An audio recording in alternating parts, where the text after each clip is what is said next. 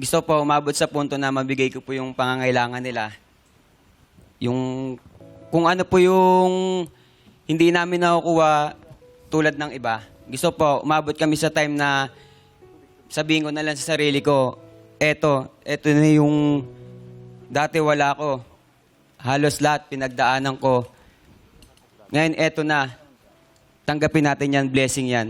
Kung ano man yung meron tayo ngayon, magpasalamat tayo sa Panginoon. Wala man o meron, nagpasalamat tayo. At least, nakarating tayo sa ganitong buhay. Hindi man natin marating yung karukrukan ng buhay ngayon na tulad ng iba. Kahit pa paano kumakain tayo sa 3 beses sa isang araw. Yun lang po, meme. Oo. Bare minimum yan eh. At least kumain ka na 3 beses isang araw.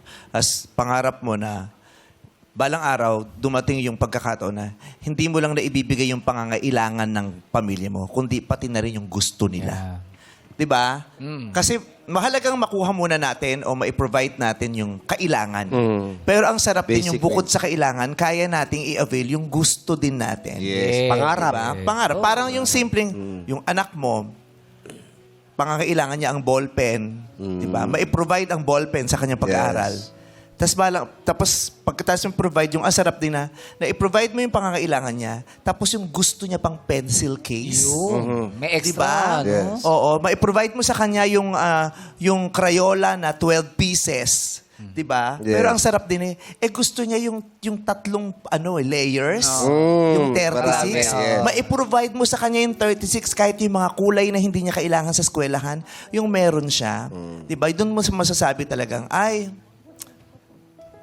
nakaangat-angat na, 'di ba? Kasi hindi lang yung kailangan, kundi pati yung gusto. Yeah. Masarap kung naibibigay natin sa ating mga sarili at sa mga mahal natin sa buhay, hindi lang yung mga needs, kundi yung mga wants din. Yes. Pero mahalaga yung needs mo na. Uunahin muna natin Importante yung needs, talaga yung yun. kailangan, no? Yeah. Basic needs.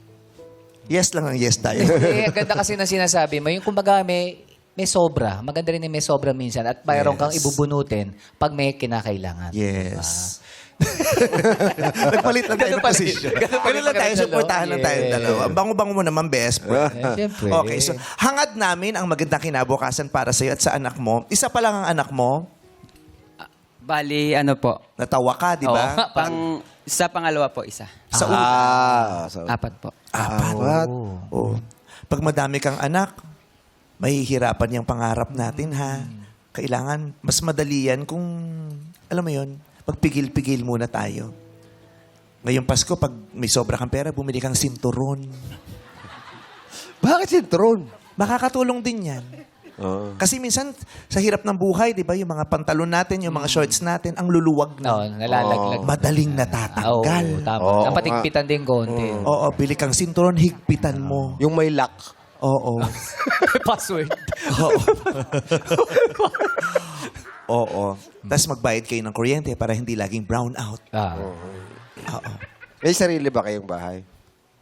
Doon po kami nakatira sa biyanan ko po sa mama niya. Sabi sa mama niya. Naririnig nila. Alin? Away? Ang mga pinag-uusapan nyo ng mga Baka biyanan- malapit lang yung kwarto dun sa... Oo. May kwarto kayong sarili. Meron po. Ayun. Tanggalin mo yung pinto, please. Bakit tatanggalin? Makakatulong din yan eh. Yung pinto, minsan pahamak din yan sa buhay eh. Dahil sa pinto, ang daming mga nangyayari na sana hindi nangyari Oo, yun. Yung sabagay. ganyan. Kahit yung lock, tanggalin mo yung lock. Oh, yun na lang. Oo. Pwede na kurtina lang eh. Ha? Kurtina na lang yung panghalo. Di ba Pero- marami Wala ka na kakilala, di ba? Ha? Magkakatabi nga eh. Oo. Sabihin mo na lang doon sa biyanan mo, huwag matulog agad. Napupuyat lang. Biyanan, bilang tulong. Huwag kang matulog agad. Yung paputok na yung araw pag matutulog ka. O yun lang. We wish you well, Julie Boy. God bless you. Okay. Thank you po. Hinahanap ko si...